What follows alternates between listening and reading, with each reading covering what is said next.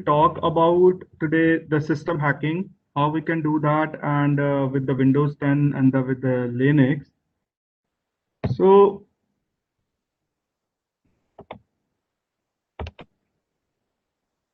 this is all information or technique you will be learning here is for the educational purpose, should not be used for the malicious activities.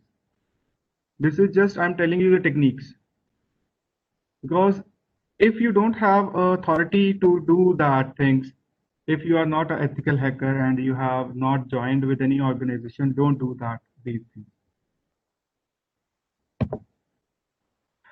So there are two type of companies these days. One, those who already hacked and those will be hacked. Because if we talk about the security, security is kind of a myth. No system, no organization, no operating system is 100% secure. There is always a vulnerability or a backdoor will be there. Whether it is an operating system, whether I'm talking about a network security, physical security, anything, there are some loopholes. With that loopholes, you can take the advantage of it and exploit the system. About the Windows. Everybody knows that what is a Windows operating system, how it's generated, what are the versions of Windows. Windows is originally generated with the MS-DOS name. But in the MS-DOS, you have only the command line interface. You don't have the GUI. After that, they have created a GUI. They have the first version of the Windows is 3.0 in 1990. And after that, there are number of Windows flavors available. Like Windows XP is there, Windows 7 is there, Vista is there, 8 is there, now base 10 is there. Linux.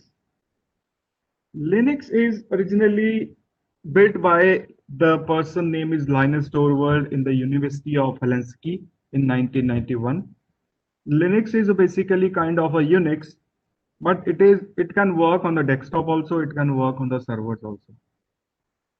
It is multitasking, multi-user operating system, and it is an open source operating system. Open source means that you can download the code, you can modify the code, you can change the code and upload it. And Linux is also called as GNU, that is generally not Unix.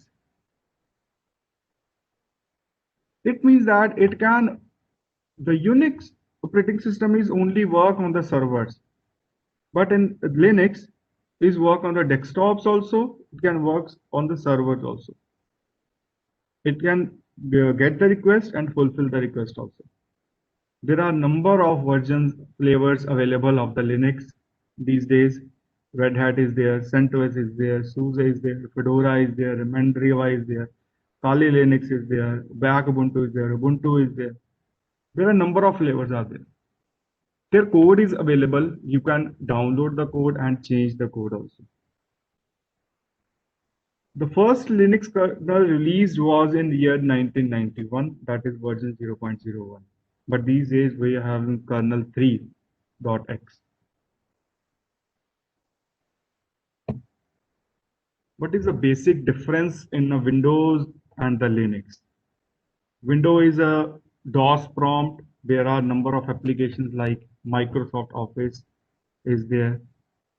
Applications which are running on the Windows having the dot extension is .exe, .bat file, .msi.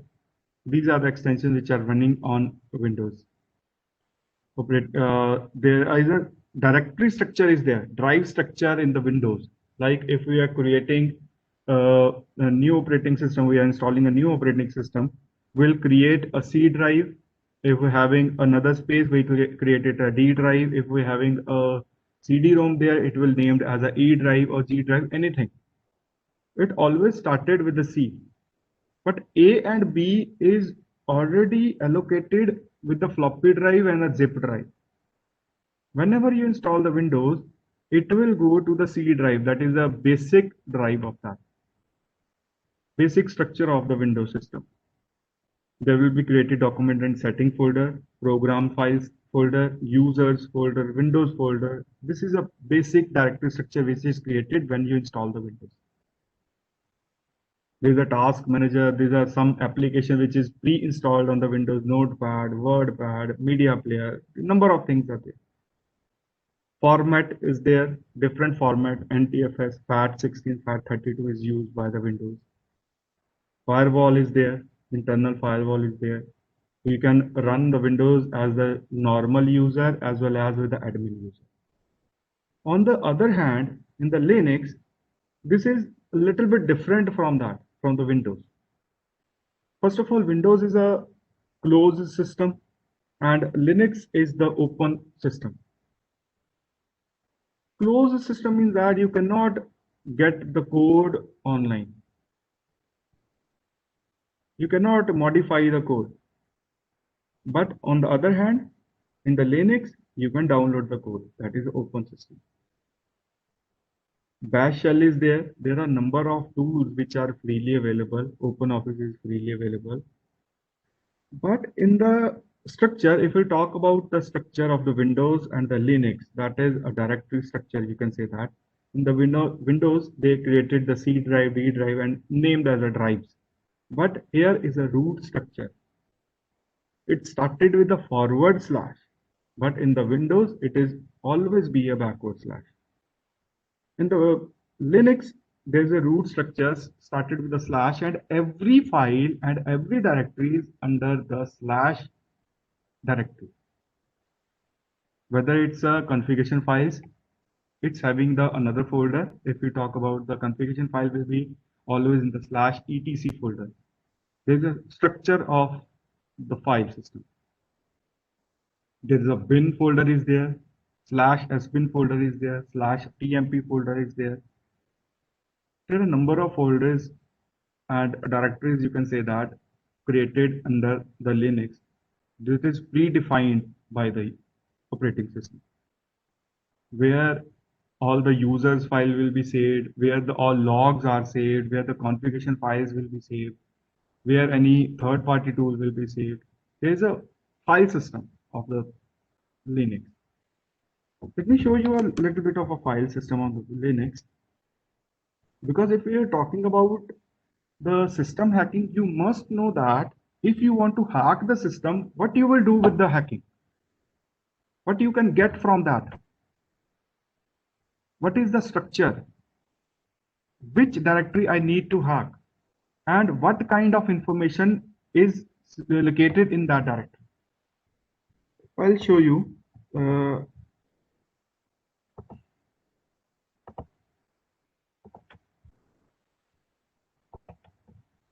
There's a Ubuntu operating system.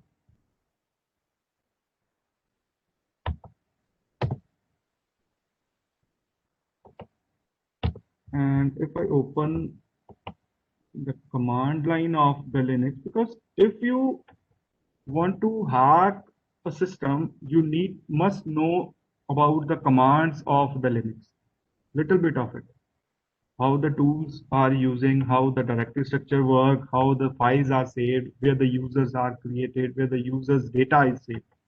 Like suppose I told you it is a directory structure, and these are the directories of the Linux system. There's a bin folder is there, dev folder is there, etc folder is there, home folder is there, root folder is there. If I told you that this system is hacked, but what type of information you want to get into it? What you want from that? If you want that, I want to check how many users are created in this system. So I can use the command add the file. It will show the user's information, not the passwords. It will show the user's information. What is the name of the user, whether it's able to log into your Linux machine or not. Right? If you want to see the passwords, you can see the password, but these are in the encrypted form. The password is also saved. As I told you, it is open system. You can see each and every file. but you must know the directory structure of it. What kind of passwords they are using? They are using the SHA format, they are using the MD5 format, or any other format. But you must know that what kind of structure they are working on. Like suppose if I want to check the password, I can use the file shadow. It will let you know, sorry, I'm not a root user. So let me switch to the root user.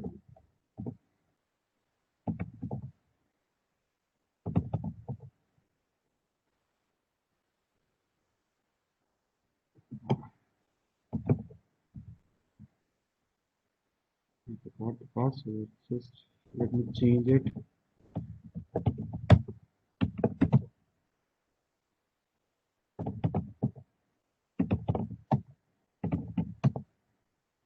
So if I try the root user again, and the password again, I can log into it, and if I check the shadow file now, I can see the user's information more. Now I can see the password string also of a user. See what is its encrypted form, right? This is a directory structure of Linux. This is a directory structure of Linux. What is the size of a directory? What is the name of the directory? What kind of information you want to check? Which is which directory having which kind of information? You must know about it.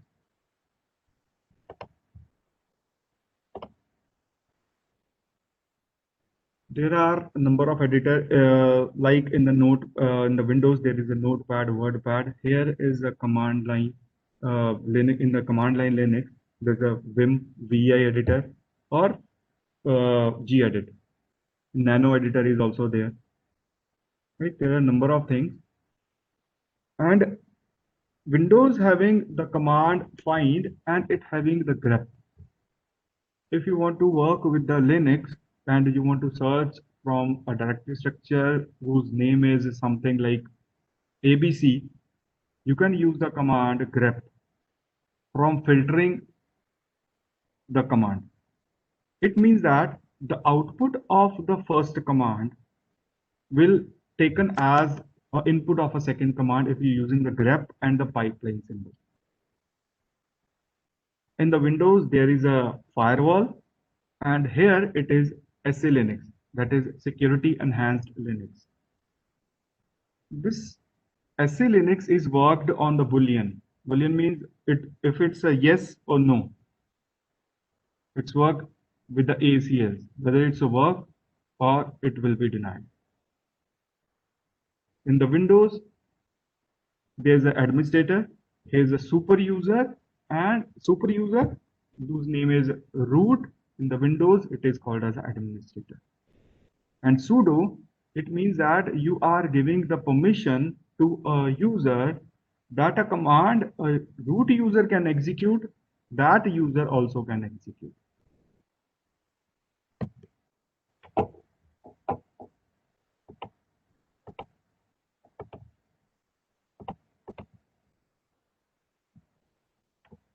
What do? You can do with the Linux. You can use for the information gathering tools.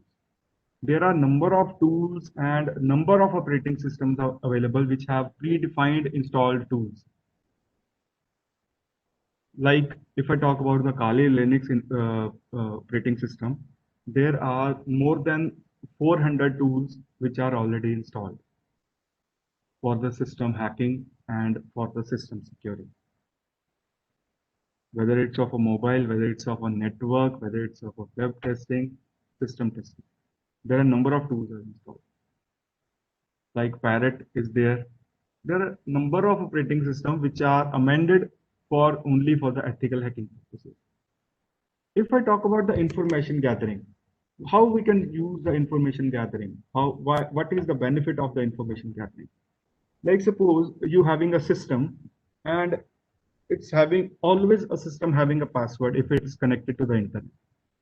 If the system is connected to the internet, it's having the IP addresses. You can check what type of services, what type of network they are working on. You can use the network scanning techniques, spoofing, sniffing, website scanning, digital forensics, reverse engineering, brute forces attacks, buffer overflow attacks on the Linux. Tools are different for everything. If you want to go for the information gathering, you need another tool. If you want to go for the brute force attacks, you need another tool. These are the best Linux boxes available. Kali Linux, Parrot Linux, Backbox, BlackArch, Fedora Security Lab, Dracos. There are a number of things, different tools are available. Some are the tools, some are installed, that is a free version, some are paid. You need to register it, then you can use it. If you don't want to use these any kind of these Linux, you can install your own tool on your own Linux. For the vulnerability scanning, you want to install a Nessus tool. You can install on a Ubuntu. No required that you must require that you need a Kali Linux operating system, then you can do that. No. It's depend upon the requirement of the user, which tool he or she requires. System hacking goals. Gaining access, accelerating privileges, executing applications, hiding files, and covering tracks. When you are trying to hack a system, so first you require the IP address, then you need to require what type of services are running, and if there is any vulnerability, and how you can use that vulnerability, and you can gain the access, you can log into that system, and to crash into that system. And if you log in with the simple user, but how can you accelerate your privileges to the root user? It means you hacked the system with the local user, and how you can change its privileges, how you can execute and maintain the backdoor access. Like you today hack a system, but after 2 days, you also need to enter the system. It can possible they know that there is a loophole in your operating system and they fix it. But if you spread a backdoor into that and leave a backdoor into that, you can use that backdoor and access that system again.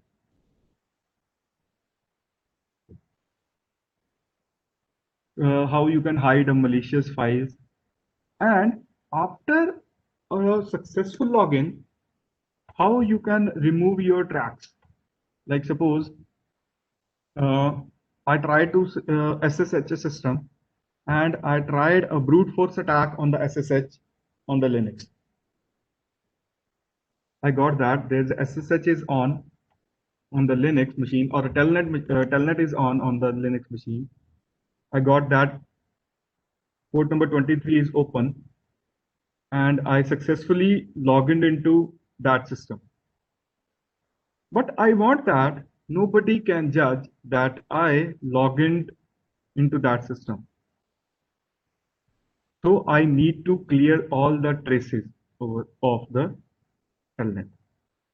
So what should I do? I will remove the log files of that machine. This is just an example. Everything is written in the log files, that is a var directory, /var directory, /var/log directory. Whenever you try to log in into system, whether it's with the SSH, whether it's with the telnet, whether it's the Apache server, whether it's a web request, any service the server is creating and you are accessing that service, it will save a log into /var/log directory. It's a directory and it's having a different number of files into it. If you want to check the kernel logs, they are saved somewhere else. If you want to check the SSH log, they are saved in /var/log directory, but file is different, that is secure file.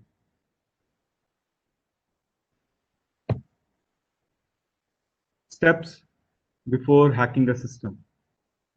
There are modules, these 3 modules, you need to execute the 3 modules, that is footprinting module, scanning module, and enumeration module. Footprinting module will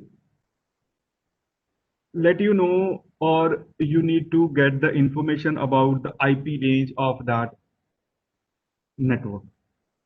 What type of network is running into that organization? What is the namespace? Employee using web usage? What type of network they are working? Scanning module.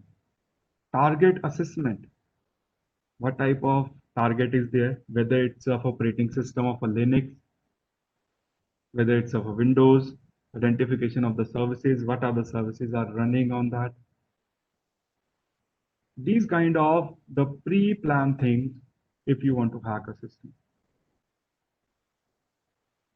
You need to collect the data of that system first, then you can do a system hack. But you can do that, you can take the control of that system, make a zombie of it. There are a number of attacks are available. Like suppose if I talk about the DDoS attack, if you want to make the server will be not responding at the time, you can make a DDoS attack. It will not respond to the original request and it will busy on the other sides of the attack.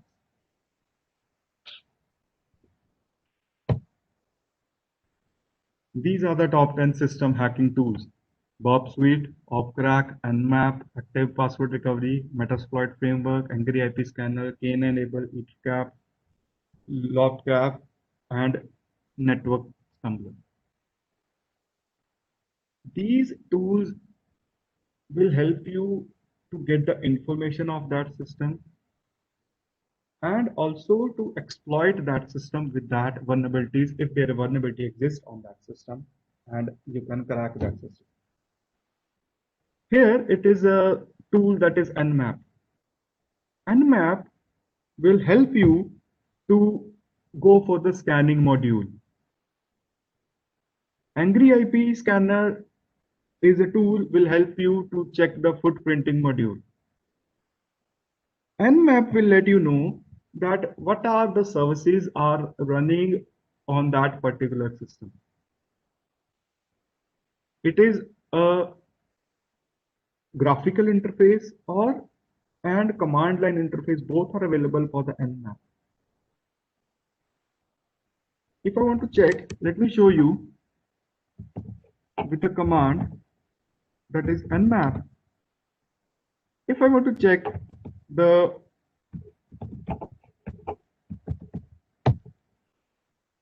what are the services are running on the yahoo.com, I can just simply execute a command nmap, and with the domain name, if you know the IP, you can use the IP also. It will show you the ports which are opened on that side of that request. You can use with the IPs also. You can use with the domain name also. If I want to request with my local IP, suppose, so it will scan things over it and let you know that which services are running on that machine right now. And if you find that there is some services which are running and which can be vulnerable, you can try to exploit it. Like suppose I got that there is a telnet port is running on that machine. Let me show you its GUI version also. It's called as ZenMap, and you can use the same thing here. No need to write the command again.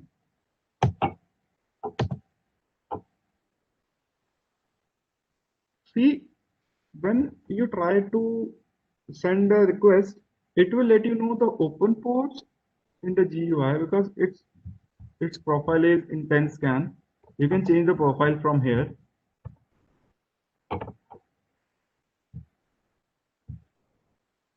And it also let you know what kind of operating system is running on that target.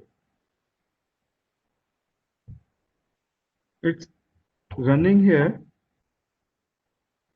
You can use the switch nmap-o for checking the which operating system is running on the target.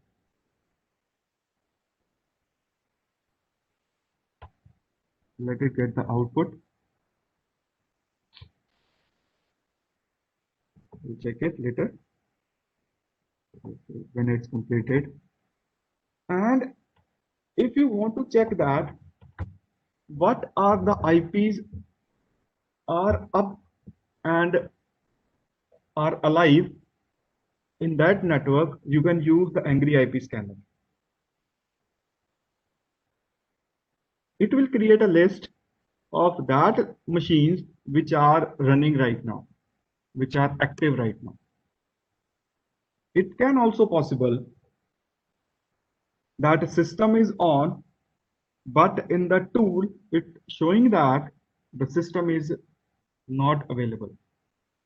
It is also possible that machine is running a firewall.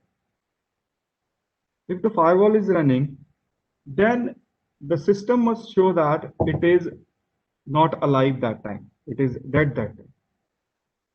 But you can use the another tools which will help you to check that system is live or not. The command is hping3, helps you to check whether the system is really alive or not. EtherCap is similar, which is like the Wireshark. It is capturing the packets, and you can sniff the packets and check the information, whether its information is encrypted or not. If the data is sending encrypted, that is a tedious task to get the information from it. If the data is flowing in the clear text, like you are running a FTP service and the data is running in the clear text, you can read what kind of username and password is they are using to access that FTP server. There is a number 5 point is a Metasploit framework. That Metasploit framework will help you to exploit that vulnerability. I will let you know the process how you can do that. But before that, you must know that which tool will help you and which exploit will work if there is a vulnerability existed in a Windows or a Linux. But you need to know what is the process, what is the IP address of that machine, what are the services are running on that machine, what is the vulnerability available is on that, loopholes are on the machine.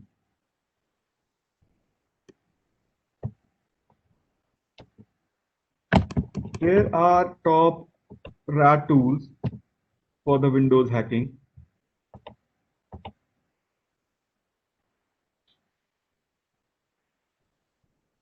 Actually, these are RAT is also called as remote administrative tool. That will help you to access a machine remotely and you can manage it remotely. These are the tools which are using for the Windows hacking. HTran is there, Dark Comet is there, Black Shades is there, China Copper is there.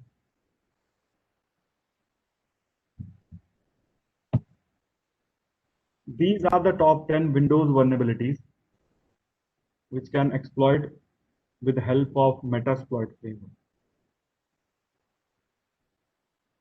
Microsoft Edge having the vulnerability of MS15091. These MS15091 is a vulnerability ID, that is CVE ID. Every vulnerability has the ID as a unique ID. From that, it will let you know what kind of vulnerability is there and how you can fix that vulnerability. If there is a vulnerability there on the system, but the first thing is how you can check that vulnerability is available on that system, whether it's your system. If you want to do as an ethical hacking, how you can check that the system is vulnerable, with which vulnerability. The tool Nessus is there, OpenVAS is there. They will let you know and provide you the report of that system, which vulnerabilities existent in that system, and which security patch you need to update it.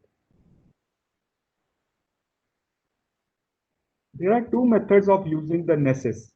One is a without credential and other is with credential of that operating system. If you are using the without credential of that Windows operating system, you are executing the Nessus on a Windows machine, for the Windows machine, and you are providing just IP address, it will give you the vulnerabilities, but not in the details of that vulnerabilities, and it will not access that system particularly. But if you use Nessus tool with the help of the credentials of that operating system, it will give you the full-fledged report of that vulnerabilities existed on that machine. And it will let you know how you can fix that. Nessus tool is there, OpenVAS tool is there. OpenVAS is a little bit of, you can say that, free tool. Nessus is also free for the only for the 7 days and for the I think 16 IP only.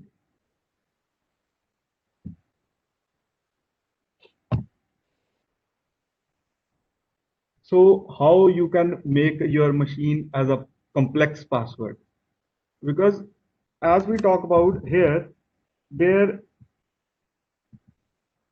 is an attack that is called the brute force attack. Brute force attack are basically dictionary attacks, you can say. The tool for you for using a brute force attack is a John the Ripper.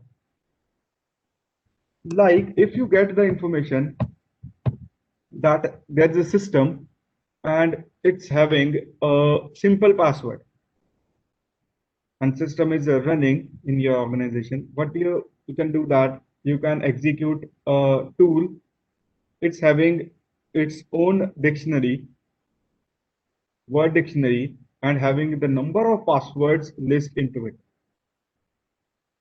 Like if we are setting up a BSNL router or a Airtel router at home, a person who is installing it and configuring it, it set the basic password, that is admin and a password, or admin and admin or admin and 123. These are the basic password. They let you know to change the password, but we forgot that. And with the help of that brute force,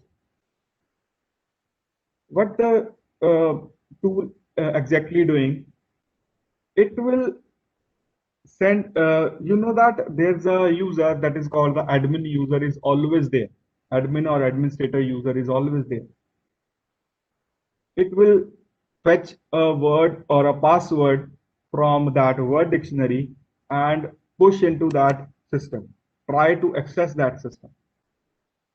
If the password is not complex, the brute force attack will happen and it will let you know the result that it is the password of that machine. And this is the password of that machine where you are attacking them.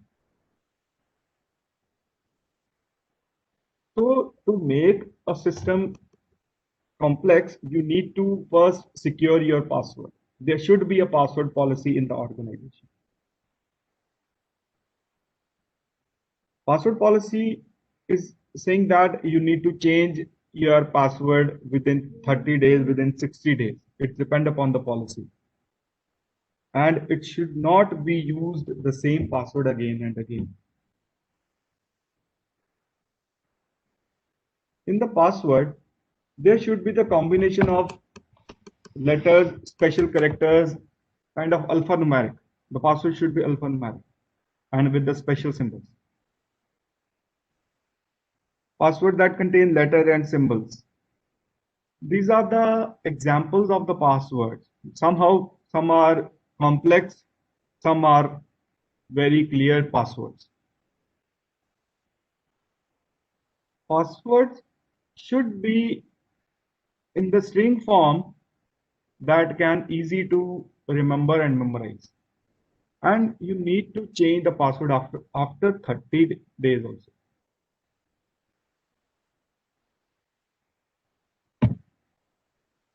Password cracking techniques are there, that is dictionary attacks, as I told you, that is brute forcing, hybrid attack, syllable attack, and rule-based attack.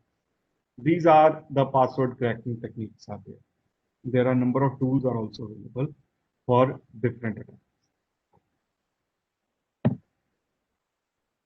Online attacks and active online attacks and offline attacks. Man in the middle attack is that attack when you are sending a request from a sender to receiver and somehow they are capturing that packet and change that packet or check that packet, what is the data is flowing into that packet. In that MITM, if there is a website that is not running the HTTPS, it is the website like HTTP based, and the data is sending in a clear text, then the data can be read in the Wireshark tool also. In the TCP module of the Wireshark, it will let you know what kind of the username and the password are sending by the user to the server in the clear text. If you are using the FTP and you try to fetch that packet of the FTP and that FTP is not secured, then also you can read the data of that FTP. What is the user and the password is flowing into that thing. Active online attacks are password guessing. What kind of password they can save, you can just make a guess of that. Trojan, spywares, and keyloggers. They are also called as the sniffers. They sniff the things. Keyloggers are of both types.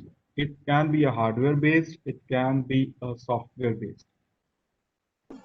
If a keylogger is installed on your machine and you cannot judge that keylogger is installed on your machine, if there is no antivirus or anti-malware software is installed on your machine. Because if the keylogger is running, it will run with a different name on the machine. It's never named as a keylogger. It can be named as a service. It can name with any service. That is QuickTime Player, it can name that. And in the add and remove program, you cannot that which tool is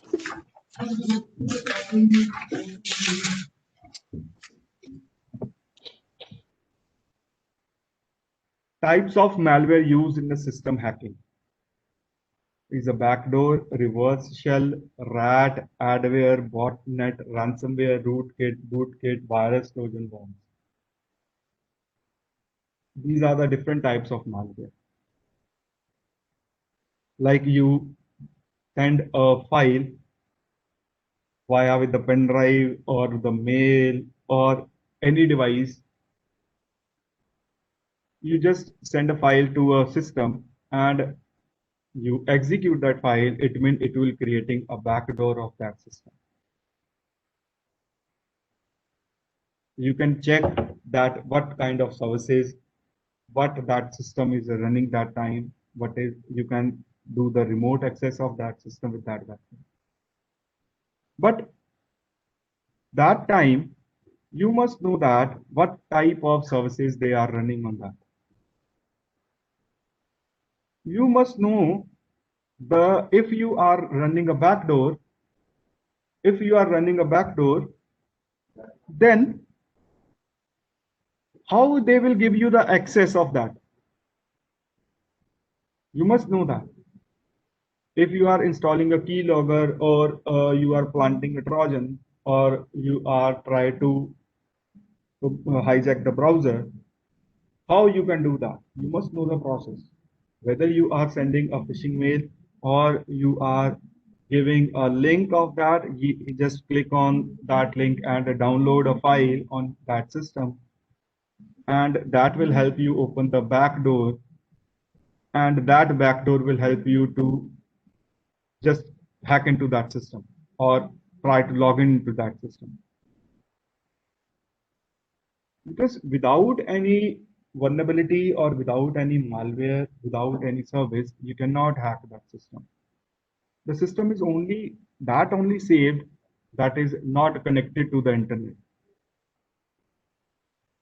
It's offline system, power off system cannot be hijacked or it cannot be hacked.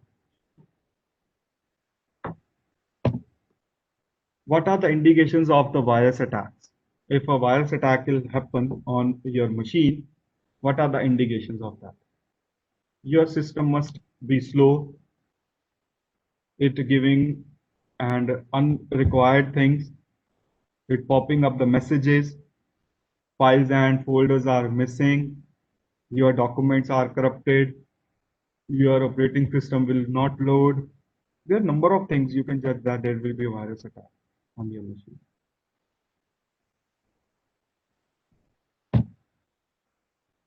Defend against the password cracking. This is the kind of a password policy you need to create on your machine, in your organization. What are the process? How frequent you need to change the password? How you can store your passwords? What will be the string of the strong password? Alphanumeric will be there, special characters will be there, special symbols will be there. Never use that basic passwords, that is admin and the password at 123, admin at 123, and never use your date of birth and spouse name or any other name. And if you are getting a mail, if I talk about how the phishing mail will work, if you're getting a mail from a bank that, dear customer, we have having some security update and you need to just log into your account and change your password, you must check that from which source they sending a mail. Like you got a mail from ICICI Bank, and you can check that whether it's a original mail or whether it's not. To check that, there is in the mail, there's a header file is there, header content is there. Just copy that header content and paste in the tool that is email tracer. It will let you know the origination of that mail.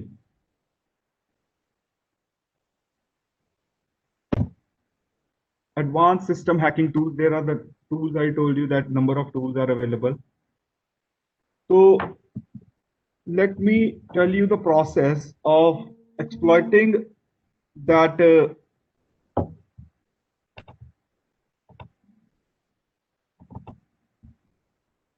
techniques, how you can exploit that operating system. Exploiting techniques are spoofing, MITM attacks, password cracking, Trojan, and DDoS attacks. As we talked earlier, that is man in the middle attack, password cracking techniques, Trojan horses, denial of services attacks. What is an exploit? What is a threat? What is a vulnerability? And what is an attack? Exploit is that sequence of a command or a procedure which take the advantage of the vulnerability or a backdoor to compromise your system. That is an exploit. A threat which can exploit the vulnerability. And a vulnerability, that is a weakness of your system, a loophole of your system, a gap of your system that is used by a hacker to exploit, to take the advantage of your system. An attack is a process to do all the things, how to get and extract the sensitive data of your system. Not of your system, of your any organization, of any network, of any database, of any server. Exploitation. If you find that there is a vulnerability and a loophole on a machine, on an operating system, and how you can use that vulnerability to gaining the access of that machine, that is called technique is exploitation. Metasploit framework is a good example of taking the access and using the local vulnerabilities of that system. There are some websites are written here. That is the databases. I told you that there's a vulnerability databases there, that is CVE details. The second one is common vulnerability and exposure, that is cve.mitra.org. And there's a national vulnerability databases also, there is NIST.gov. If you want to secure your system, there's also guidelines are also available of NIST. You can use that guidelines to harden your system also. Metasploit framework. What is a Metasploit framework? Metasploit is a automated exploitation framework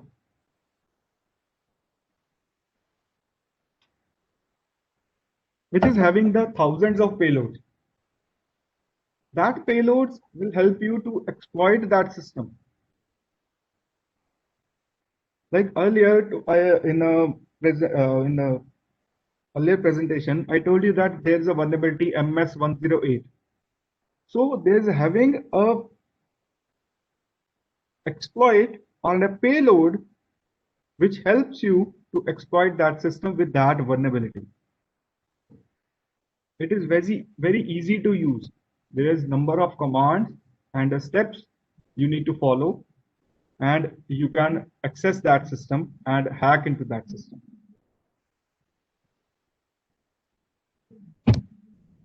Metasploit framework is developed by H.D. Murray in 2003, and exploit is that take the advantage of a security flaw within a system, network, and application.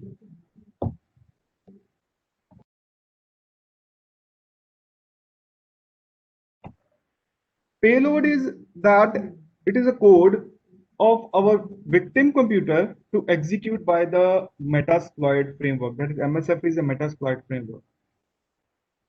Module is a piece of code that can be added to the Metasploit framework to execute an attack.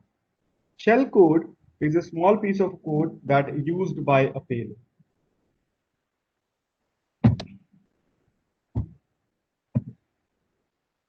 These are the steps to exploit: configuring active exploit, verifying the exploit options, selecting a target, selecting a payload, and launching the exploit. This is the steps, but not the commands. I will let you know the commands, how you can do that. These are the example of the exploiting the Windows. This is the basic example of exploiting the Windows. There is a vulnerability which is existing on the Windows operating system, that is SMB ms08_07 net API vulnerability is existing on the Windows. With using that vulnerability, we can exploit that Windows operating system if we know that which operating system is running and Windows operating system is running on that. How we can judge that? We can use the command nmap with the switch -o with the IP address of that machine. Need to execute MSF console. You can use this command in the Kali Linux operating system. In the Kali Linux operating system, Metasploit framework is already installed. No need to configure anything. Just install the Kali Linux operating system, or you can use the live Kali Linux operating system and you can execute the bunch of command to check how you can exploit that system. This is only for the learning purpose. Just first command is MSF console. It will execute on the command line of the Kali Linux and search for the net API. It will let you know that options of exploit is available and what kind of option of exploit are available. This exploit will work on the reverse TCP payload. First, you need to execute the MSF console command. Then you need to use that exploit, that is ms08_067 net API.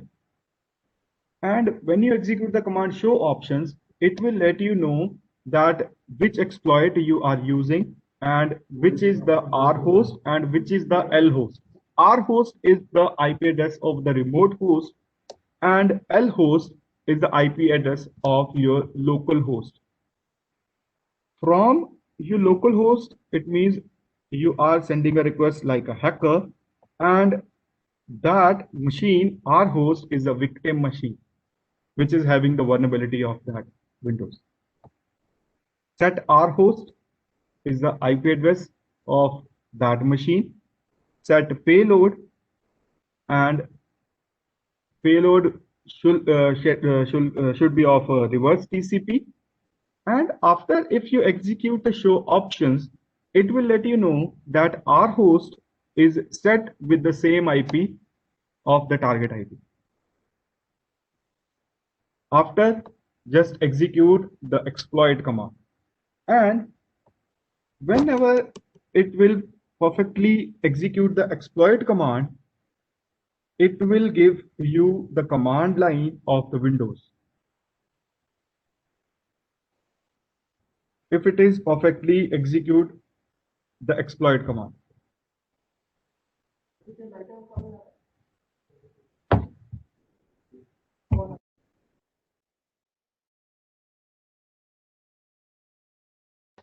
So sysinfo will let you know that particular IP address of that machine.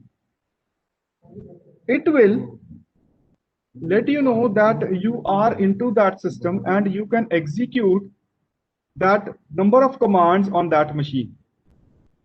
You can check its directory structure, you can check its file, you can change the file, you can modify the file.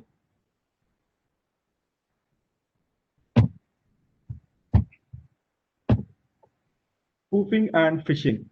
These are the two terms which are both are different. Spoofing is the identity theft, kind of identity theft. If you want to stealing information of a person and you are like a legitimate user, identity as a legitimate user. Spoofing can be part of the phishing. Spoofing is done to get the new identity. The examples of the spoofing are IP spoofing, email spoofing, URL spoofing. You are just changing the things like you are a legitimate user. Phishing is that if a person is stealing your personal information, like your bank account details, your finance details, your user identity, anything. Phishing is not a part of spoofing. Phishing is done on the is using the social engineering. There's a very simple process of doing the social engineering and the phishing. Phone phishing, like asking the OTP or getting bank account details, clone phishing, these are called the phone phishing. If anyone called you and asked you about there's some security changes in your account and you need to change the password, you just let me know the OTP. It will be the getting the information from the user that is personal to him. Phishing is done to get the confidential information.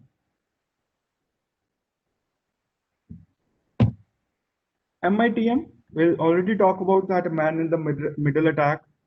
This is used to sniff the data in between the server and the client.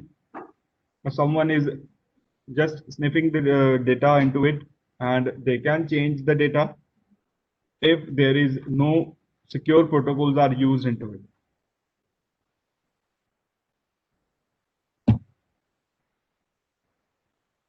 This is a attack showing that access of a Wi-Fi access, and they are creating a fake access point, and they are a user are accessing not the directly internet, they are accessing through that fake access point and sending over the data, and that data can be readable by the hacker. These are some most popular MITM and sniffing tools, that is EtherCap, Wireshark, WetterCap, TCP dump, WinDump, OmniPeak, DSniff, Etrape, and MSN Sniffer. TCP dump, EtherCap, and Wireshark. EtherCap and Wireshark are both are the kind of a similar tools that are used for the sniffing. And TCP dump is a command line that is used in the Linux operating system. That is a basic tool that is to sniff the data of your Ethernet. This is the arrow dump of data sniffing example. This is a tool that is available in the Kali Linux operating system. How you can defend against the sniffing? You must use the secure protocols for using the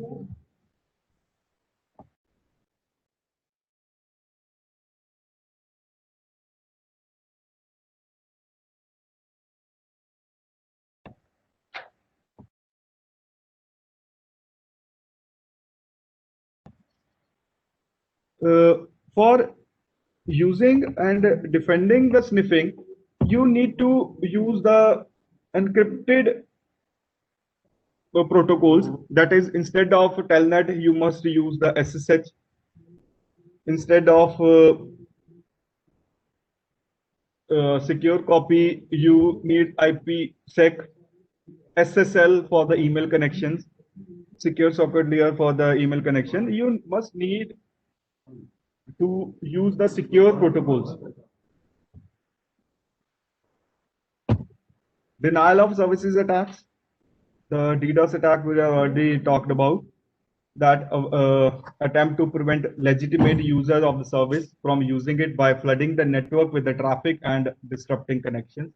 Like suppose if I try to send a ping command with the maximum number of packets, it will flood to the network, and that machine will not able to handle that kind of DDoS attacks.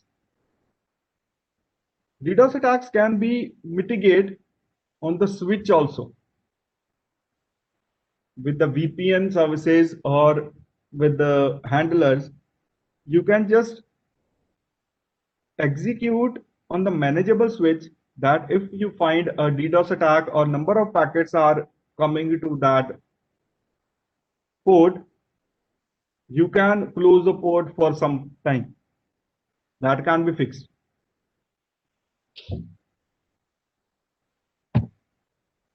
Indications of the DDoS attacks. DDoS attacks is a distributed denial of services, and DOS is a denial of services attack. Distributed means there are a number of machines which are sending and attacking the same kind of packets to a single server, and DOS is sent from a single user to a single server. It is unusually slow down your network services, particular web services, and volume of spamming. This is the DDoS attacks. You are sending something on the network, but you are not getting the results. It means there is something happening in your system. Types of DDoS attacks, that is ping of death. I already told you that if you send a ping command, if you try to ping command with the huge number of packets, then it is called as a ping of death. With a ping-L switch, you can use that. Teardrop is there, sync flooding is there, land is there, SMOF is there. These are the DOS attacks which are available.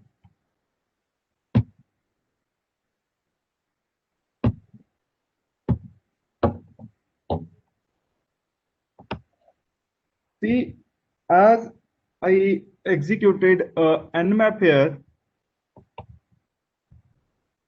it shows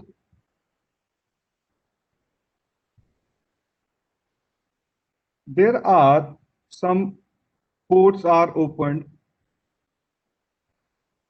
and it also shows that it is a Apache server is running.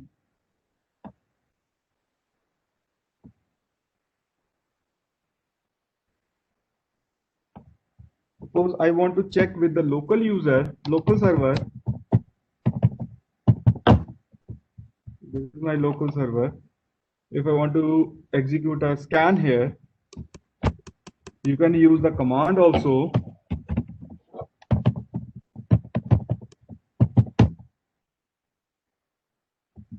And on your own server, if you want to check what ports and services are running, you just execute the command ace and netstat-an. It will let you know which ports are open and which services are running on your machine, and whether they are communicating, whether they are listening in the listening mode, means they can create a connection with the remote machine, and whether it's created a connection with the remote machine showing the status is established. The state is established, listening, time wait, it is only in the TCP. But if we talk about the UDP, there is a stateless. There is no state in the UDP. See, these are the UDP protocols. These are the stateless. The data is not showing here. The services, the state is not showing here. But in the TCP, they are showing the state.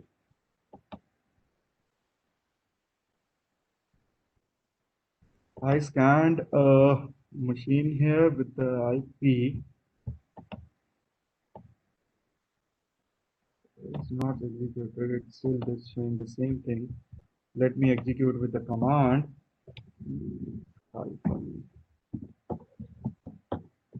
Wait.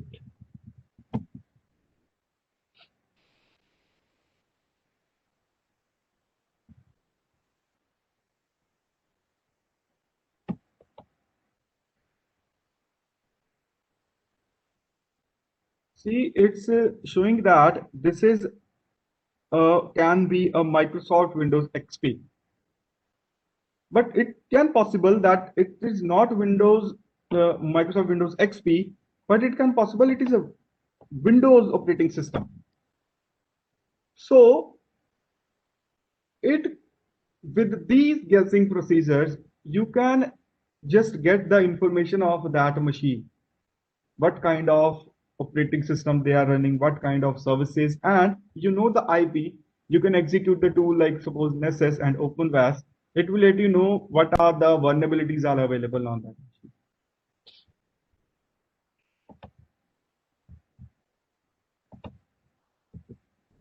This is the advanced system hacking tools, the Fat Rat, DKMC, Armitage. Armitage is the basically as a GUI version of your Metasploit framework.